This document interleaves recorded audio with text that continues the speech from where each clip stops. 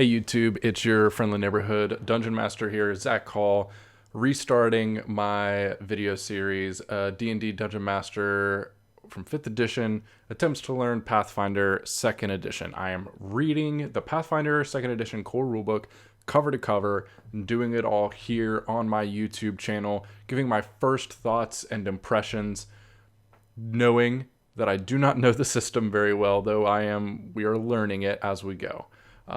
Today we are looking at the monk class here in chapter 3 of the core rulebook. If you haven't seen any of the prior videos, be sure to head to my channel, check it out. If you like the content, why not go ahead and subscribe so you know and get in your feed when I upload a new video. Okay. Checking out the monk, and I'm very excited. I mentioned in the last video at the end of I think it was the fighter video, that I'm very excited to look at the Pathfinder Second Edition monk, mainly for one reason. The type of character that I've wanted to play for years in D&D 5th edition is an unarmed fighter. But really the only way to do that is with multi-classing potentially like a fighter into a monk, and it's still not very optimized. You get your unarmed strike dice, but they only go up with your monk class level, the damage, and so you end up it might be good for a one shot or a campaign you're only going to be playing for a few levels. Not ideal for like a long-term game. Definitely not something for like playing in organized play or something like that. While there isn't a built-in class in Pathfinder like that, with the idea of feats, and from what I understand of Pathfinder multi-classing, is that it basically allows you to take a feat from another class. And I'm assuming there's some level of prerequisites. I've not dove into the subject incredibly a lot, but it's kind of what I'm assuming. So I'm excited to kind of see, is there like just one or two feats that would give another class like a fighter or a champion the option of that would make unarmed strikes viable, a viable build. Maybe not the most optimized or the strongest min-maxed, but enough to be able to compete and like not become overshadowed as the game goes on and on. I can tell you right off the bat, love this art. The sword is really badass. I love the clay, these clay tools kind of on the monk's belt. Very excited by the idea of fist weapons. That's right here in the class art. We don't see that in 5th edition standard, I believe. I think you'd have to go outside to homebrew. Of course, you can reskin items, but I think the more options that you give game masters and players right out the bat without having to do a lot of work themselves, the better. All right, let's check out the monk. We'll read the top page. We'll dive into the class abilities and feats and call it a day. Monk. The strength of your fist flows from your mind and spirit. You seek perfection, honing your body into a flawless instrument and your mind into an orderly bastion of wisdom. You're a fierce combatant, renowned for martial arts skills and combat stances that grant you unique fighting moves. Interesting. Combat stances is that'll be cool to see. It'll be interesting to see what kind of benefits and like what kind of action does it take to switch combat stances. It'll be interesting to compare it to the fighter that we just saw in the previous video. While the challenge of mastering many fighting styles drives you to great new heights, you also enjoy meditating on philosophical questions, discovering new ways to obtain peace and enlightenment. Okay, that is all pretty standard for a monk, and honestly it kind of spells out, I think the monk in itself is great on its own, but it's not the type of character that I would want to play if I was building a unarmed fighter. I would want to play like a tavern brawler, essentially, and kind of interested to see where we can kind of pick and choose from the monk class to potentially build that. So key ability is strength or dexterity, 10 hit points plus constitution modifier. That's pretty good. So we're probably going to see opting into more hit points monks traditionally do not wear armor, and we can actually see here that they are untrained in all armor. So I'm assuming that there's probably might be a class ability or feat to increase your armor class, and that's probably why you probably want to go into dexterity as a key ability, or at least being pretty high to increase your armor class so that you're not as easy to hit. During combat encounters, you speed into the fray, dodging or leaping past obstacles with acrobatic maneuvers. So you, again, kind of on the dexterity side of that. You strike opponents in a rapid flurry of attacks using your bare fists or wielding specialized weapons that you mastered during your monastic training. Stances let you change up your combat style for different situations. Key abilities allow you to perform mystic feats like healing yourself and soaring through the air. Yeah, I think key abilities and mystic feats are really, really cool. I just don't, that's not the type of character I want to play. If there was a monk without the philosophy and without the key abilities, that's kind of really what I would like to be able to play. During social encounters, your perceptiveness lets you see through falsehoods, and your philosophical training provides insight into any situation. While exploring, you climb up walls, dodge traps, overcome obstacles, and leap over pits. That's pretty cool. Oh, no, I'm not like super centered. It's probably a little bit better. You usually stay toward the outside of the group to protect more vulnerable members, and you're well suited to looking for danger or moving stealthily. In downtime, you diligently exercise, eat healthy foods, meditate, and study various philosophies. Yeah, that's not... So the opposite of what I do in my real life. You might also take up a craft that you strive to perfect. You might maintain a regimen of physical training and meditation, face adversity with a calm and measured approach, never panicking or succumbing to despair. Look to the future for ways you can improve while remaining at peace with your present self. Others probably marvel at your feats of physical prowess, think you're more than a bit uptight given your vows and tenets, come to you for philosophical advice. All that is very on brand and on target with what I expected the monk to be. Trained in perception, expert in all saving throws, that's cool. And then trained in a number of skills equal to 4 plus your intelligence modifier. So a decent number of skills. Trained in simple weapons and unarmed attacks. And then, as we saw earlier, untrained in all armor, but expert in unarmored defense. Flurry of blows. As one action, it's got the flourish trait. One action, make 2 unarmed strikes. If both hit the same creature, combine their damage for the purpose of resistances and weaknesses. Apply your multiple attack penalty to the strikes. Normally, as it has the flourish trait, you can use Flurry of Blows only once per turn.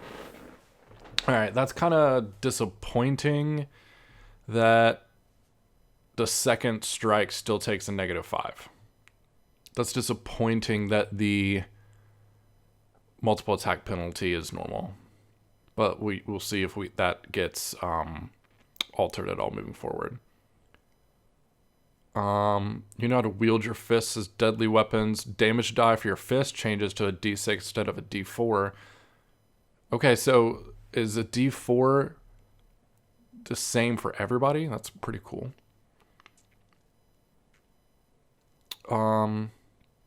Most people take a -2 circumstance penalty when making a lethal attack when non-lethal unarmed attacks because they find it hard to use their fists with deadly force. You don't take this penalty when making a lethal attack with your fist or any other unarmed attacks, okay? 3rd level, you get a plus 10-foot status bonus to your speed when you're not wearing armor, which should be all the time, and that continues to increase. 3rd level, your unarmed attacks become magical, allowing them to get past resistances to non-magical attacks. However, you still need an item such as Hand Wraps of Mighty Fists to gain an item bonus to attack rolls or increase your attack's weapon damage dice.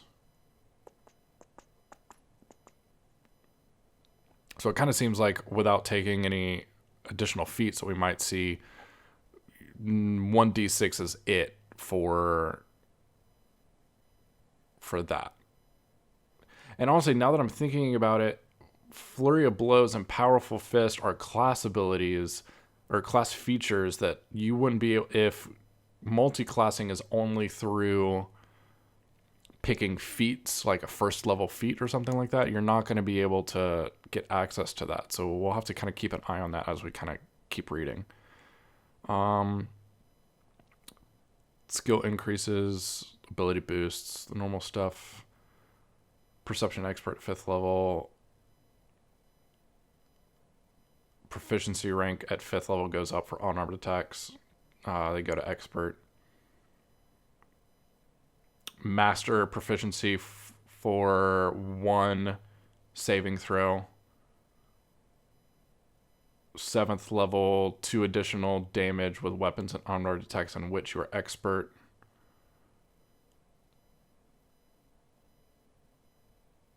At 9th level, you can treat your unarmed attacks as cold, iron, and silver.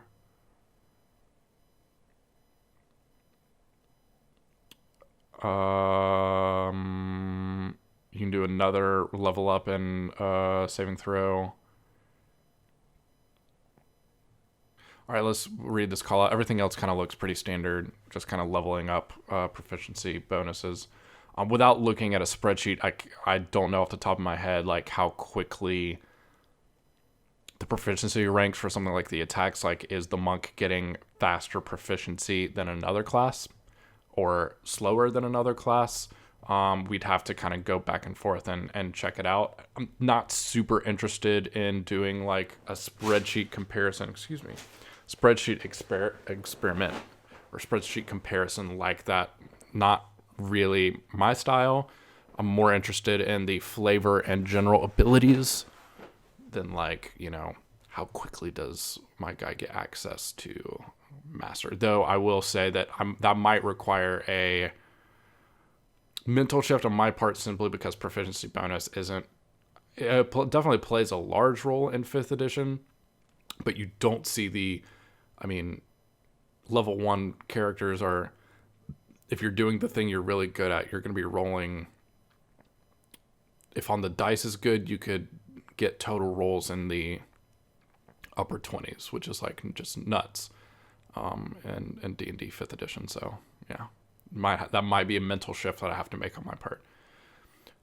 Flourish actions with this trait are special techniques. You can only use 1 action with the flourish trait per turn.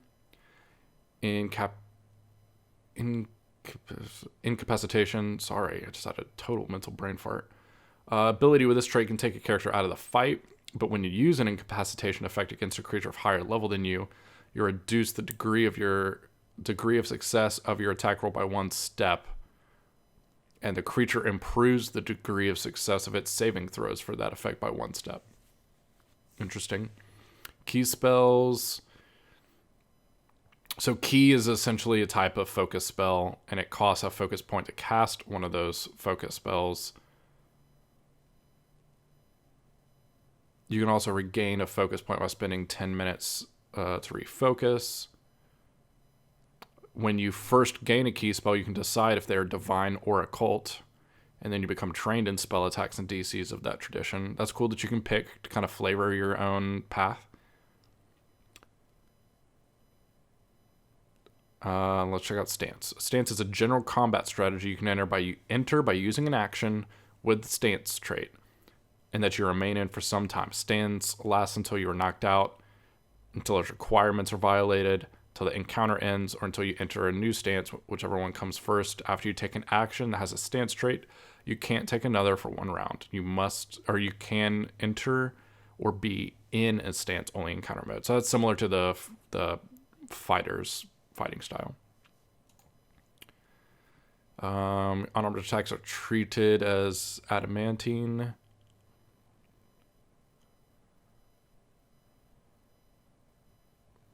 Proficiency for your class stuff goes up 17. Perfected form at 19th level on the first strike of your turn. If you roll lower than a 10, you can treat the attack roll as a 10. Pretty cool. We've got a couple at first level. We've got a couple stances and a couple key, it looks like, and it looks like a feat that you can take if you are gonna go towards a weaponry instead of going unarmed. So crane stance is an action. You have to be unarmored. You get a +1 circumstance bonus to DC, but the only strikes that you can make are crane wing attacks. These deal 1d6 bludgeoning damage, are in the brawling group, and have the agile, finesse, non-lethal, and unarmed traits, while in the crane stance, reduce the DC for high jump and long jump by 5. When you leap, you can move an additional 5 feet horizontally or 2 feet vertically. So you get a bonus to AC. You do 1d6 bludgeoning damage with your strikes, and you get some movement bonuses. So this kind of screams more dexterity bonus, like dex focused. You're not going all out on attacks and are more giving yourself a little bit more utility. Dragon stance. You enter the stance of a dragon and make powerful leg strikes like a lashing dragon's tail. You can make dragon tail attacks that deal 1d6 bludgeoning damage. They're in the brawling group and have the backswing, non-lethal, and unarmed traits. So while crane is agile and finesse traits, dragon stance is backswing. And then while in dragon stance, you can ignore the first square of difficult terrain while striding. Key rush. You can use ki to move an extraordinary speed and make yourself harder to hit. Again, the key rush key spell and a focus pull of 1 focus point. Okay. So a key strike. Key strike spell. So we'll need to go to page 300 to check out focus spells. So we'll take a look at that after we kind of get through some of these feats. Monastic weaponry. Uncommon weapons have the monk trait, and you become trained in them.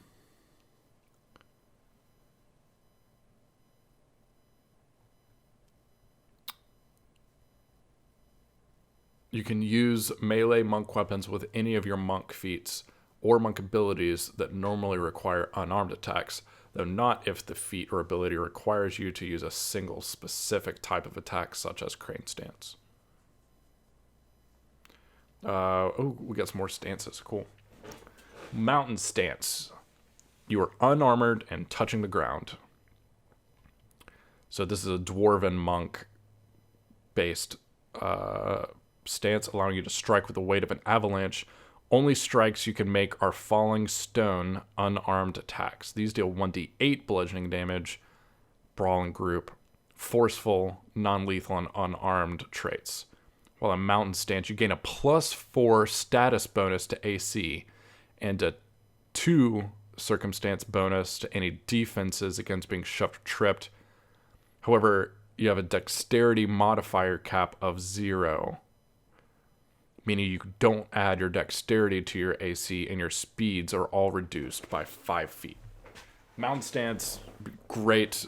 Like if you know you're already going to be a low dexterity monk and you're just going to be punching the shit out of stuff, and you don't need to move very quickly, then like you can use an action to stride at your full speed, enter an action, then like get to where you need to go, enter into the mountain stance, you reduce your speed by 5, but then you are so hard to hit and are dealing still a good amount of damage at 1d8, and you then take a third action to flurry of blows, boom boom, and you do 2d8 bludgeoning damage in one go. That's strong, not gonna lie.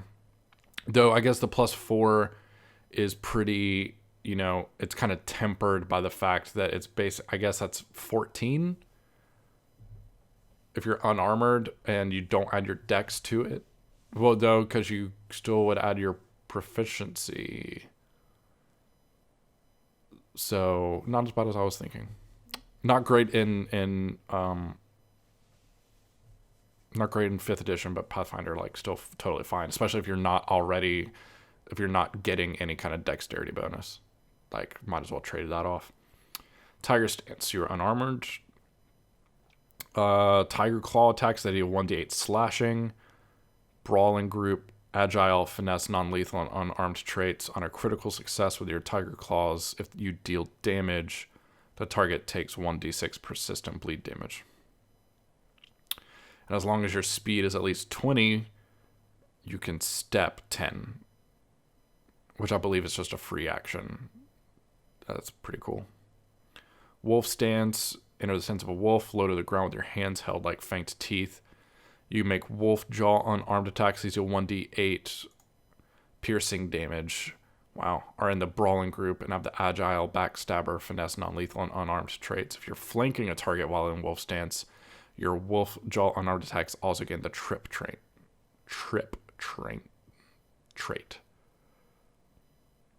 Very cool. Brawling Focus. You know how to make the most of your attacks when fighting hand-to-hand. You gain access to the critical specializational effects of unarmed strikes in the Brawling Group and weapons in the Brawling Group. If you have monastic weaponry, you also gain the critical specialization effects of all monk weapons in which you are trained. Crushing Grab. When you successfully grapple a creature, you can deal bludgeoning damage to that creature equal to your strength modifier. And you can make this attack non-lethal with no penalty. Dancing Leaf. When you leap or succeed at high jump or long jump, increase the distance by 5. And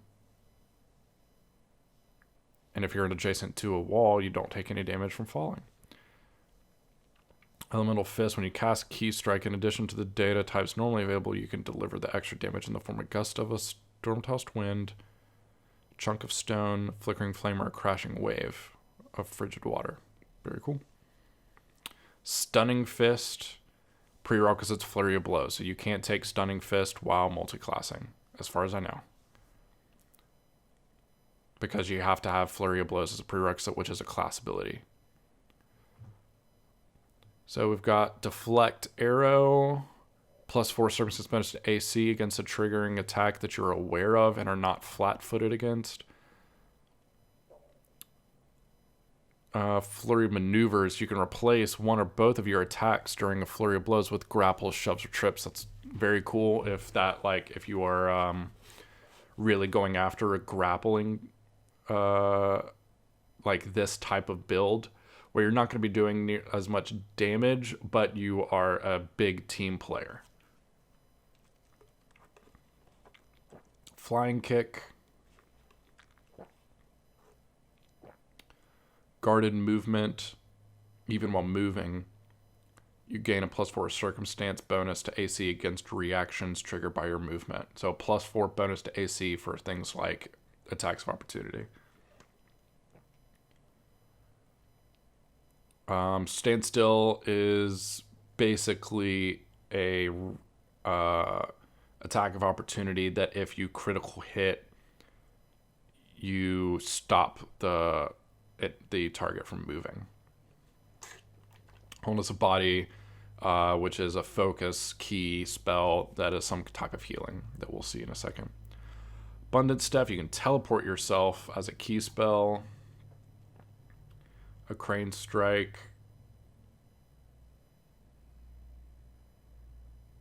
You get your AC bonus goes up. So it looks like, you know, you basically probably want to choose a stance that you might specialize in, even if you have access to more, and really, like, you can take feats that really specialize in that. I'm not going to read all these, and it does seem that you can play a monk that doesn't have access to like a ton of key spells if you want to. Just don't take those feats. So here's a key monk. I'm probably not going to read the rest of the feats, to be perfectly honest. I feel like I've got a pretty good idea of what the monk does. Like, there's some pretty cool, like, I am sure that there is more cooler stuff, but I get it. You have stances that change the type of attacks and the damage and the types of damage that you do. They all have some kind of utility to them, whether it's an increased AC, increased increased bonus to avoiding tripping, more agile, like increase your speed, increase your jump distance, all that stuff. I get it, and all that stuff just kind of goes more, and there's probably some extra, abilities and like effects. So, but what I will do is I will look at samples. So this is a key monk, really focusing on your key spells. You want to prioritize strength. Wisdom empowers your key spells. An occult key strike. Yeah. Crane monk. Graceful. Priorities dexterity for finesse attacks and high defenses.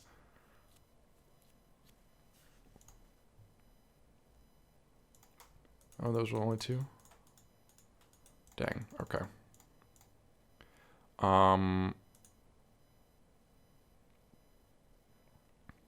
Sleeper hold.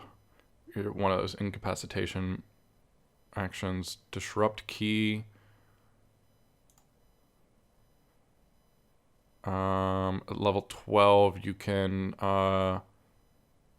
use a reaction to enter a stance instead of using an action. At level 14, you cease aging. So that's cool.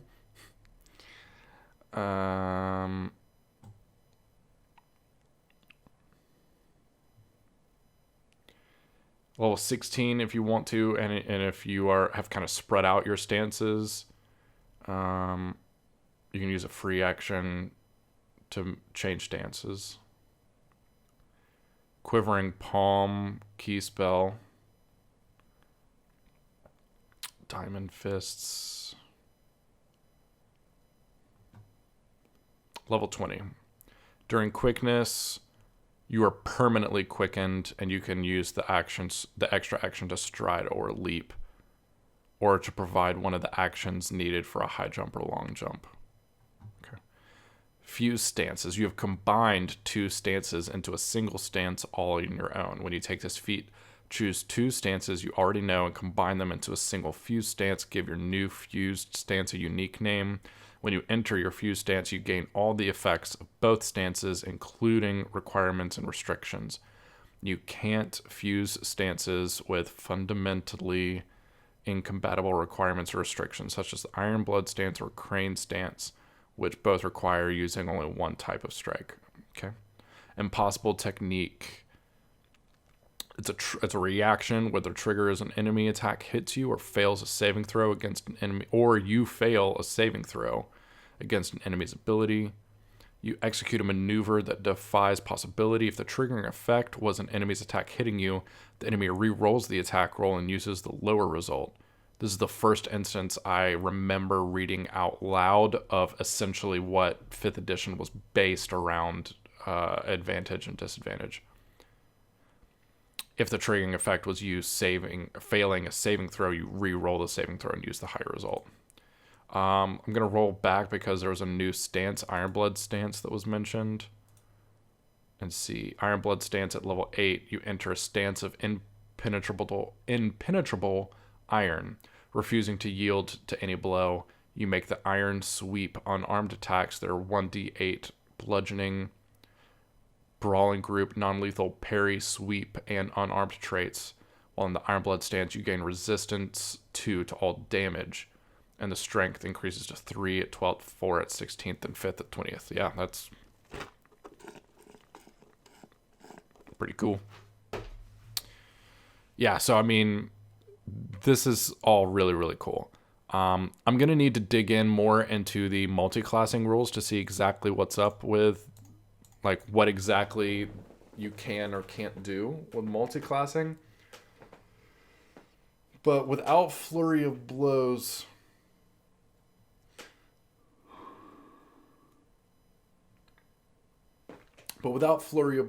it seems pretty hard to...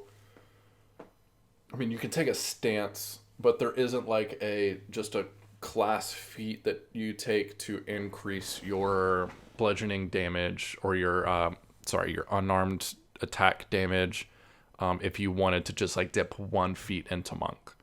You could take a stance, but thematically, I mean, maybe the dragon stance. I don't remember if barbarians, they're unarmed go. So maybe really I'm thinking of almost an unarmed barbarian that goes into a rage and then fights with his fists more than a monk. Where maybe there's a barbarian feat that gives you a bonus to unarmed attacks or lets you make multiple unarmed attacks in a single strike action. Maybe. That might be interesting. We'll keep an eye on that as we kind of go forward. Okay. We're going to exit out of full screen. We're going to jump to page 300 to look at the monk focus spells to kind of get an idea of those. And then we will call it a day for the monk class. Yes, yeah. Oh my god. I could have sworn it said page 300 for focus spells. Maybe that was just the rules for focus spells.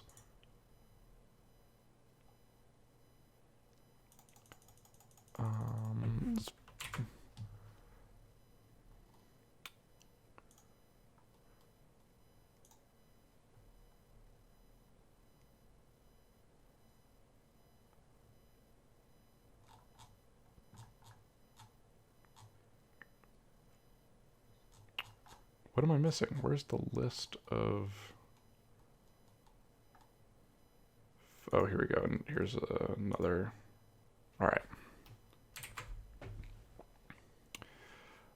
Focus 4, so 4th level, 1 action, somatic requirements, 15-foot range. You move so fast you blur across planar boundaries.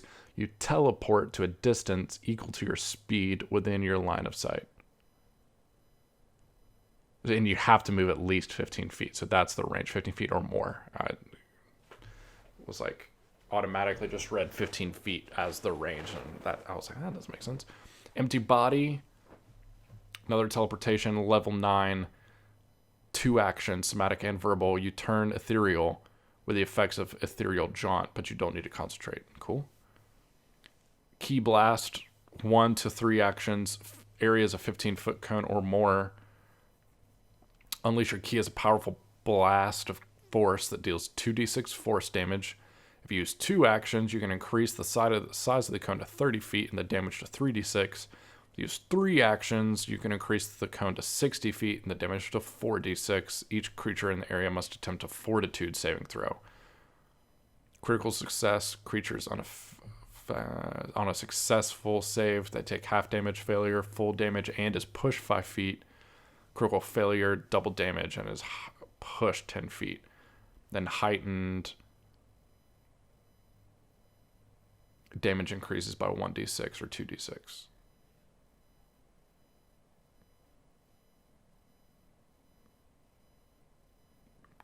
Cool. It's pretty, I mean, yeah, pretty great. Key rush, accelerate by key, you can move 2 times, 2 strides, 2 steps, or 1 stride and 1 step in either order, and you gain the concealed condition during this movement until the start of your next turn. Key strike, here's your basic one action. Make an unarmed strike of or flurry of blows, and this doesn't change the limit on flurry of blows.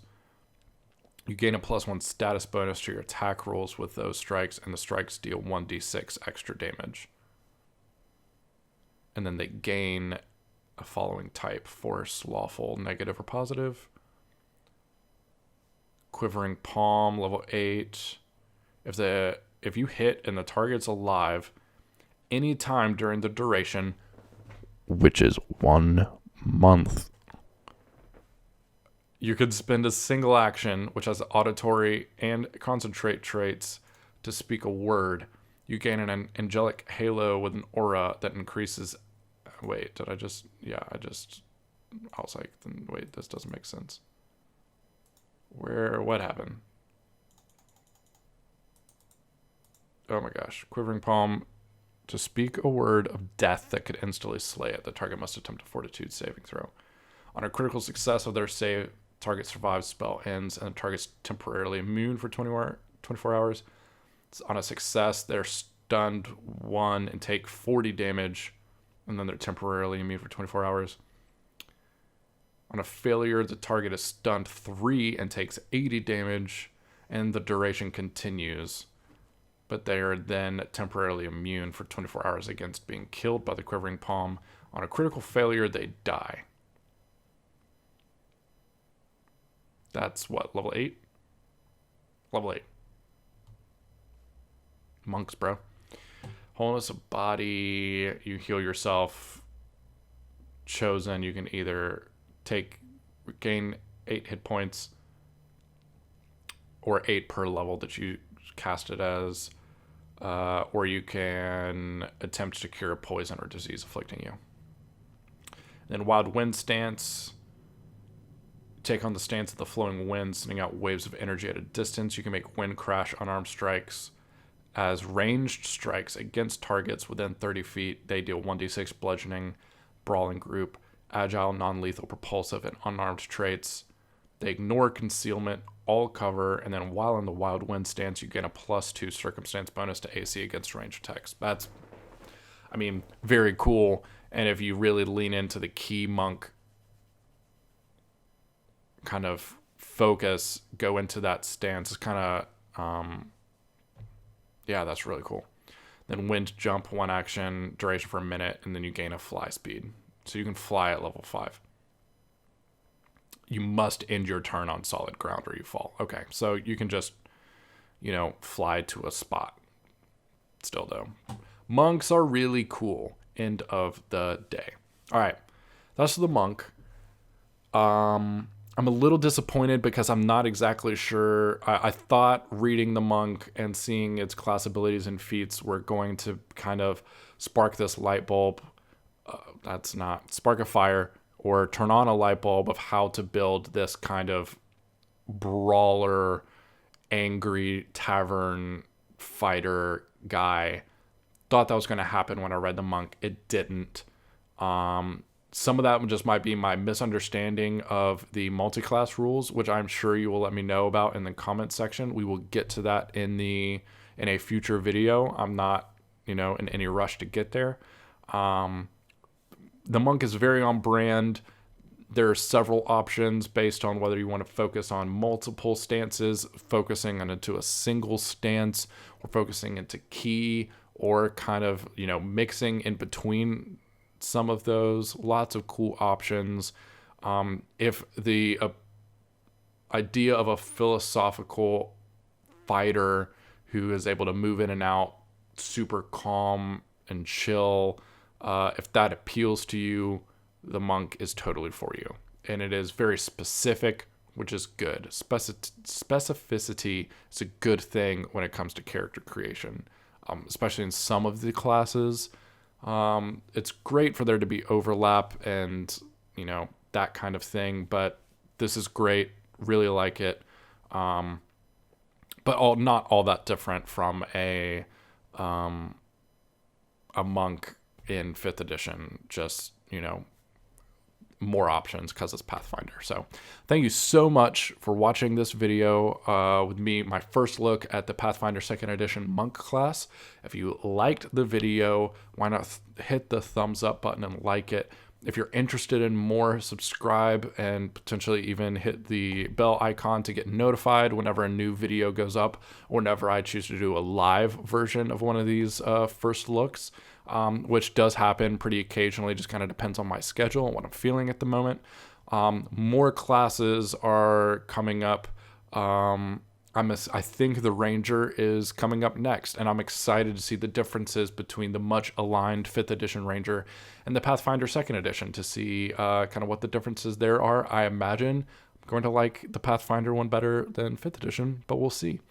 What's your favorite monk build? If you have one and I really missed your favorite ability, let me know in the comment section, or you can reach out to me on Twitter at ZachHall_. Thank you so much. We'll see you next time.